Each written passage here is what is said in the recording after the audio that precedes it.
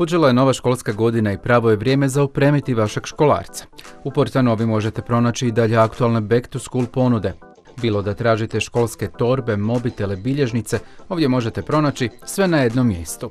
Školarcima treba puno toga. Odjeća za školu, oprema za tjelesni, udobne patike, cipele za kišu. A sve to i puno više možete pronaći upravo u Portanovi, mjestu najboljeg šopinga. U trgovine u Portanovi stigle su nove kolekcije. Osvježenje u kreacijama, ali i povratak, točnije prilagodba ranijim razdobljima iz kojih dizajneri izvlače najbolje i upoznaju nove generacije s ikonskom modom 90-ih, ali njima prihvatljivim modnim izričajem je naglasak dijela kolekcije koje se ovih dana nude novom valu nositelja trendova. Ukoliko radije birate bezvremenske i klasične komade s kojima uvijek ostavljate dojam profinjenosti i samopouzdanja, nećete biti zakinuti, jer raznolika ponuda trgovina u Portanovi će zadovoljiti svačiji ukus.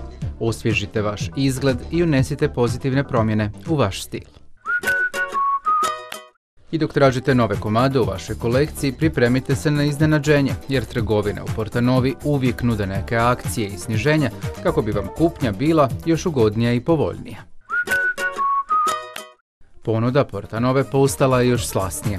Dok uživate u šopingu, svratite po neodoljive zalogaje u Pack Snack koji će zadovoljiti i najzahtjevnija nepca.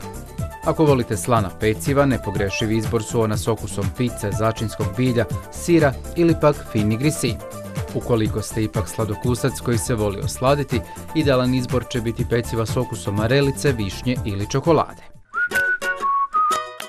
Ispred Portanove na parkiralištu vas čeka velika šatorska rasprodaja obuće, opreme i tekstila, a Hervis je za vas pripremio popuste i do 60%.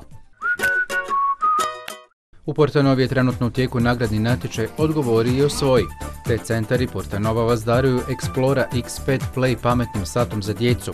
Na Facebook profilu Portanove pronađite ovaj natječaj i napišite zašto baš vašem djetetu treba pametni sat, a najkreativniji odgovor Portanova će nagraditi ovim odličnim i korisnim uređajem.